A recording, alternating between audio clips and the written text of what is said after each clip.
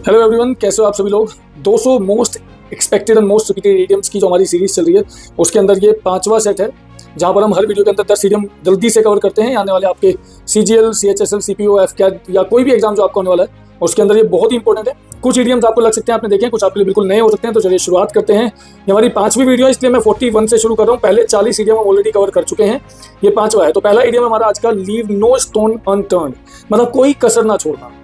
जैसे आप में से कुछ लोग होंगे जो अपनी पढ़ाई में कोई कसर नहीं छोड़ रहे होंगे, पूरी तरीके से पढ़ाई में लगे हुए हैं। कुछ ऐसे हैं जो कसर ही कसर छोड़ रहे होंगे, कुछ भी नहीं करेंगे। पर ये उनके लिए जो बहुत ज़्यादा मेहनत करते हैं, जो हर एक पॉसिबल चीज़ को कर देते हैं, ट्राई एवरी पॉसिबल वे, या कोई कसर ना छोड़ना, सारी चीज़ें कर लेना। तो he left no stone unturned to win, उसने जीतने के लिए कोई कसर नहीं छोड़ी, मतलब सब कुछ कर दिया। ये हमारा आज का पहला इडियम है। चलिए अगले पे चलते हैं। अगला इडियम है हमारा, थ्रो समवन अंडर द बस, जिसका मतलब आपको समझ, किसी को बस के नीचे फेंक देना।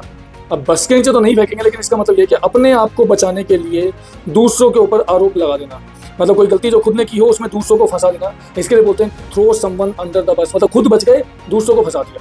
ही threw his teammate under the bus, मतलब उसने अपने टीममेट्स को फंसा दिया और खुद उस परेशानी से वो बच गया। तो तुम किसको अंडर द बस थ्रो करना चाहोगे अपने आप को बचाने के लिए, देख लो।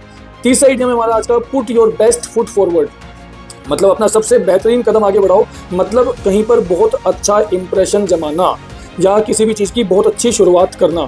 तो अगर आप कोई इंटरव्यू दे रहे हो तो वहाँ पर आपसे कहा जाएगा put your best foot forward in the interview, मतलब बहुत अच्छी शुरुआत करो या बहुत अच्छा इंप्रेशन डालो कहीं पर। तो put your best foot forward मतलब जो सबसे अच्छा स्टेप है वो आगे रखना। चलिए नेक्स्ट इडियम है हमारा, ग्रास्प एट स्ट्रोज। भैया ग्रास्प का मतलब होता है पकड़ना, स्ट्रो मतलब होता है तिनका, और इसका मतलब तिनके का सहारा लेना। तिनके का सहारा लेने का मतलब क्या है, डेस्पिरेशन में आकर के कुछ भी ट्राई करना। अगर कोई व्यक्ति डेस्परेट हो जाएगा तो वो कुछ भी करने लगेगा ना, किसी भी चीज़ का सहारा ले लेगा। जब व्यक्ति बिल्कुल एकदम तिलमिला रहा होता है किसी भी चीज़ में, या एक वर्ड यूज करते हैं इंग्लिश में, फ्लाउंडर, अगर आपने सुना है, FLOUNDER, फ्लाउंडर। ठीक है, फ्लाउंडर का मतलब क्या है, बिल्कुल लास्ट एफर्ट्स लगाना किसी चीज़ में बचने के लिए। तो उसके लिए यहाँ पर लिखा हुआ है ग्रास्प एट स्ट्रोज, जैसे he is grasping at straws to prove he is innocent, कि अपने आप को इनोसेंट साबित करने के लिए वो हर एक चीज़ का सहारा ले रहा है, तिनके का भी सहारा ले रहा है। तो ग्रास्प एट स्ट्रोज। अगले पे चलते हैं। हमारा अगला इडियम है और बहुत ही शानदार इडियम है, रेन ऑन समवन्स परेड, मतलब किसी के प्लान खराब कर देना, किसी की खुशी में खलल डाल देना। अगर कोई प्लान बना रहा हो इधर उधर घूमने फिरने के, तो उसके प्लान खराब कर देना, चौपट कर देना, इस चीज़ को बोलते हैं रेन ऑन समवन्स परेड। ठीक है, जैसे मैं बोलूँ I don't want to rain on your parade, मैं तुम्हारे प्लान खराब नहीं करना था, पर मुझे पता वैसे भी ये चलेंगे। अगर तुम कहीं घूमने फिरने के प्लान बना रहे हो, मैं बर्बाद नहीं करना चाह रहा, I don't want to rain on your parade, पर चलेंगे तो वो है नहीं ऐसे, तो उसी के लिए इसको यूज करते हैं, रेन ऑन समवन्स परेड। आगे चलते हैं। Have your cake and eat it too. देखो भैया, have your cake and eat it too का मतलब है दोनों हाथों में लड्डू होना, या दोनों जगह पे फायदे उठाना। वॉन्ट एवरीथिंग विदाउट सेक्रीफाइस, अगर तुम दोनों जगह के फायदे उठाने चाहते हो तो वो हो जाएगा, अच्छा केक रखना भी और खाना भी। अब जब खा लोगे तो खत्म हो जाएगा ना यार, जब खा लोगे तो खत्म हो जाएगा। अब तुम रात में बैठ के वीडियोस चलाओ, नेटफ्लिक्स चलाओ, मूवीज देखो और फिर बोलो एग्जाम भी पास हो जाए, ऐसा तो हो नहीं सकता।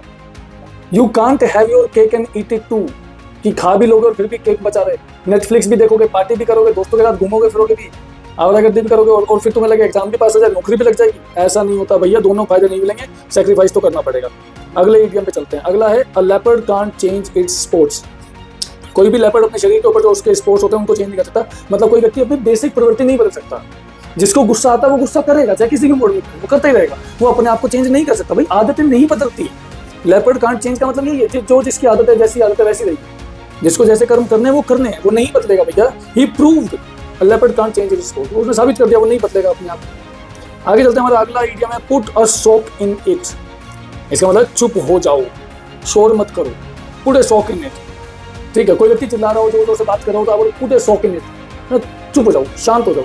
ये कुछ ऐसा है, ये पुराने जमाने में ना एक तो ग्रामोफोन हुआ करता था, म्यूजिक बजाने वाला, अब उसके अंदर वॉइस को कम करने वाला वो यंत्र नहीं लगा था, तो एक्चुअली लोग उसके अंदर जुराब ठूस दिया करते ताकि उसकी आवाज़ कम हो जाए। ये वहीं से आया कि जुराब ठूस दो इसके अंदर, ऐसा मत करना किसी के मुंह में जुराब ठूस दो, उसको मत लेना, पर इसका मतलब वो ये कि चुप हो जाओ। आगे चलते हैं। The elephant in the room. The elephant in the room का मतलब है भैया कोई ऐसी समस्या जो सबको पता है लेकिन कोई बात नहीं करना चाहता उसके बारे में। जैसे मान लो किसी के घर में कोई फाइनेंशियल दिक्कत चल रही हो, लेकिन कोई एडमिट नहीं करना, पता सबको है कि पैसे की दिक्कत है, लेकिन कोई एडमिट नहीं करना, कोई बात नहीं करना चाह रहा उस चीज़ के बारे में।